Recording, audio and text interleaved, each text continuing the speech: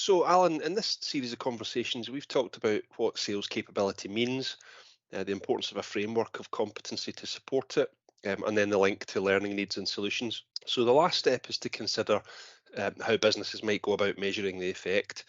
Now, you've worked with many clients on the development and delivery of training and development programs.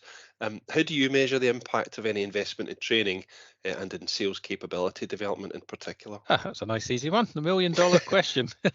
I suppose I'd start by saying I think there are two distinct but interrelated things to measure here. And I think firstly, there's the assessment of the actual learning achieved by the individual participants on any program. And then secondly, the assessment of the impact of the program on the business. And I think the first of these, i.e. the assessment of the individual, can and should form part of the measures for the second. But it doesn't necessarily follow, and it's not guaranteed that you get high achievement levels for individual participants that will automatically result in the high impact of the overall program. Well, why, you might be thinking, why would that not be impactful? Well, I suppose in my view, it's because participants' newly achieved skills and knowledge can be lost, or their impact to the business minimized if they're not practiced and used quickly and regularly after the program, and that is properly embedded. And I know from my own experience, I've been on a couple of training programs in my time that were really great events, they were really enjoyable, they were really well delivered. Because I then didn't have the chance to practice and use the new skills, it was actually quickly forgotten. And I think what that is really an example of poorly targeted training.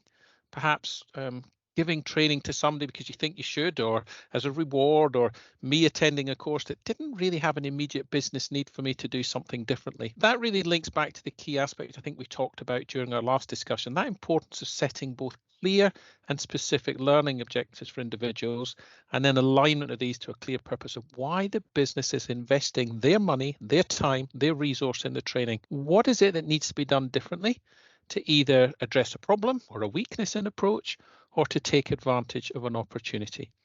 So, for example, in the area of, say, sales training, I would expect to see individual and business objectives being linked to measurable areas such as an improvement in conversion rates or improved customer retention, increase in referrals received, and of course, greater volume of sales and increased profitability.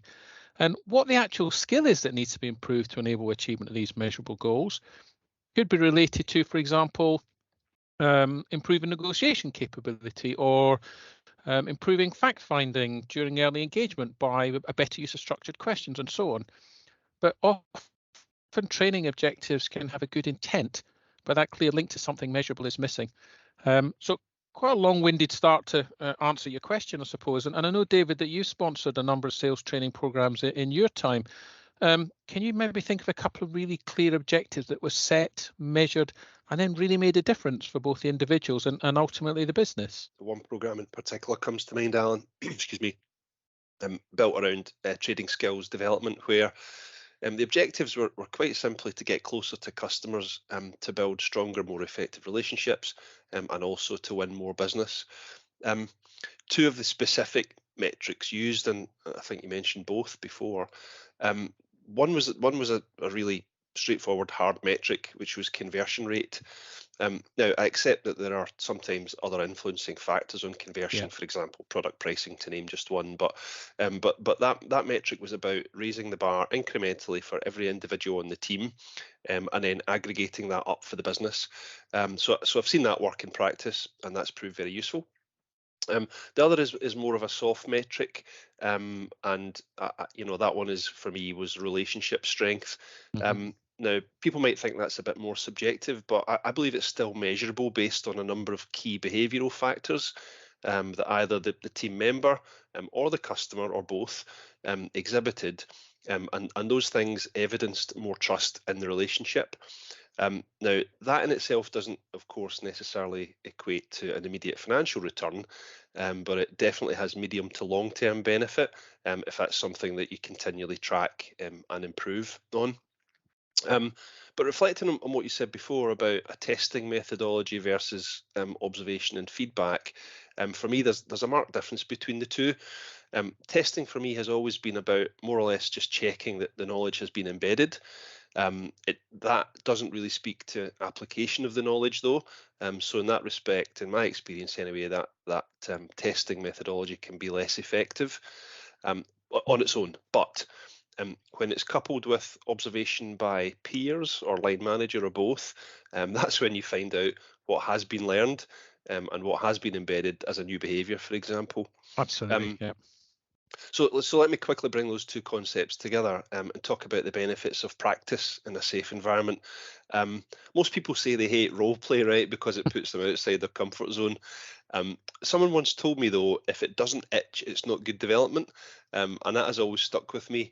In my experience, the truth is role play can be one of the most effective ways of testing and observing the impact of training programs, especially in sales. But of course, the scenarios have to be real and the parts played for real, otherwise it's pointless. So if, rather than role play, I describe it as practice in a safe and secure environment where people can just get comfortable trying new things and playing around with them to hone their skills, I'd say, in all honesty, that's one of the most effective ways of measuring impact. But of course, you have to then follow that up by observing that it's still happening when people go out into the real world. Yeah, no, I completely agree, David. And I think a couple of really good examples of clear objectives up front there. And I think we're both in agreement that the starting point of measurement then is those clear objectives. And we then Yep. need to consider how we actually measure these. And you just mentioned a couple of different ways to assess both testing type methodology and peer assessment. And it leads to the next point, really, which is the timing of these. When is the best time to actually assess? And I'd put out there that I think from my own perspective, my own experience, I'd say there's definitely a place for that immediate post-training evaluation as part of an overall assessment for a number of reasons. And I think two of which are firstly to assess whether the individual participant has actually absorbed the knowledge or the skill needed to enable them to go back and make changes in how they work.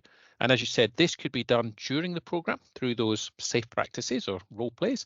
It could be in the form of end of program tests. It could be marked assessments, or even just some personal reflection on what they've taken from the program. And then I think secondly, to identify those areas for improvement in the training program itself. And so, getting some feedback on that to decide whether it could be more effectively delivered. Could it achieve its goals better by perhaps tweaking the content or how we deliver the program? So it's really relevant for me, particularly if it's a program that's going to be delivered to numerous groups, or if it's the early module in part of a wider program, getting feedback from participants on what's worked for them to help them absorb the learning, because everybody learns slightly differently. And knowing your audience helps you to tailor how you design the next one. But then I think, as you mentioned, I think in addition to that immediate post-training evaluation, say within the first few days, there is absolutely a need to evaluate later to see if the desired impact has been seen in the individual. Has it been embedded? And is that being observed by others, and is it making a difference to the business? And so perhaps with that in mind, and thinking about the couple of examples you shared when you did measure it, was it just done once, or did you do it over a period of time? Yeah, good question. It isn't once and done. It very much is ongoing. And I also think leaders and coaches play a key role in that. And that doesn't have to be the same person performing both roles, by the way. Indeed, it's often advantageous for it not to be. So I talked a moment ago about practice and following that up in the real world. And the biggest success I saw was where that happened, like almost quarterly, that kind of observed real world practice, if you like, and I saw people's skills just develop incredibly. And that happens during the learning period, so and way beyond it. So some businesses, not all, are great at follow up in the immediate aftermath of any development program, but for me anyway, in my experience, very few maintain that follow up over the medium to long term. And I would say that's one of the biggest factors in the lost impact of any training. You really need to keep it going. Mm-hmm. And so what part do leaders and coaches play? Well, again, typically the capability levels vary within any population of leaders. So the good ones follow up more thoroughly and for longer, and there's less risk of the change petering out. But that's not foolproof. A dedicated program of coaching overlaid on top of that can be significantly more effective than just throwing the learning over the fence into BAU, if you want to call it that. And there are 3 reasons why I would advocate overlaying a coaching program. One is delegates tend to feel more supported, and therefore they're more engaged and more likely to up their performance levels.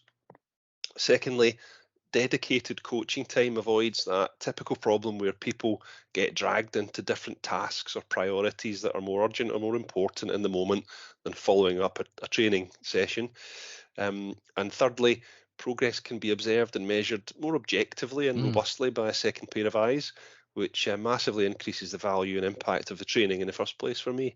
Have you seen something like this done well elsewhere? I couldn't agree more with what you just said. And I would say the most successful clients are the ones who really invested in coaching and or ensuring leaders follow up to ensure that this has been embedded. And coaching doesn't have to be, the recruitment of professional external coaches. It can be, leaders from different teams or mentors from other teams, as you say, taking that opportunity to provide a coaching light, if you like, support to individuals in other parts of the business. Because what it really does, it really helps provide a shared ownership of the training. It's not then just the responsibility of the attendee or the participant. And of course, they've got to want to continue to invest to ensure they get the benefit and the most out of it themselves. But there's also an onus on the leader to support them, or the business to support them, by providing them with opportunities to practice and get feedback on an ongoing basis, and potentially even giving them those tasks, those stretch projects, to give them the chance to really challenge their thinking and extend that learning. Yeah, that makes sense, Alan. A 3-way partnership can actually be even more beneficial because everyone's invested in making progress, and I have seen that work well before also. You mentioned the 2 strands of measuring the impact earlier, and we've discussed measuring impact on the individual. And what about the tough question? How do we know it has had an impact for the business in terms of a return on investment? Yeah, and I think particularly in some sectors, it can be quite difficult because there are a lot of things at play here. You mentioned earlier on there about the impact of pricing. Might have an impact on your conversion. That you might be out with your control, and so there's going to be some interplay, and then not some of the items of development are not isolated. However, I would go back again to the earlier point about clear objectives for why you're investing in the training in the first place. And if you set a really clear business goal that this investment is in improving capability needs to support, such as increased number of qualified leads into your pipeline, that's measurable. Improvement in conversion rates over a period of time, that's measurable. An increase in client share of wallet. These are all examples of things that can be measured and can demonstrate an actual return on investment. And what about you, David? Just for completeness, the programs you sponsored, how do you know you got your actual money's worth out of those programs? You mentioned a couple of things there, which for me are really simple to measure and to demonstrate success or otherwise. But when talking about programs that are focused on sales capability, the acid test, Alan, is always an uptick in the numbers. But of course, it's about so much more than that. What also features is seeing a behavioural change across the team, and then the strengthening and development of key relationships with partners, as I mentioned before. And one final intangible or or subjective thing that we haven't really talked about too much. What did the audience make of it? What things do they say when they talk about the program? How did it make them feel?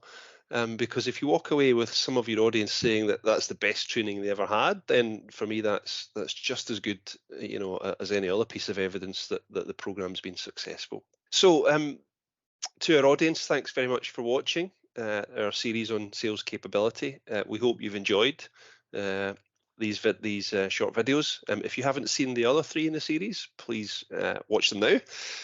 If you have enjoyed it, we'd love you to share this content with your network, of course.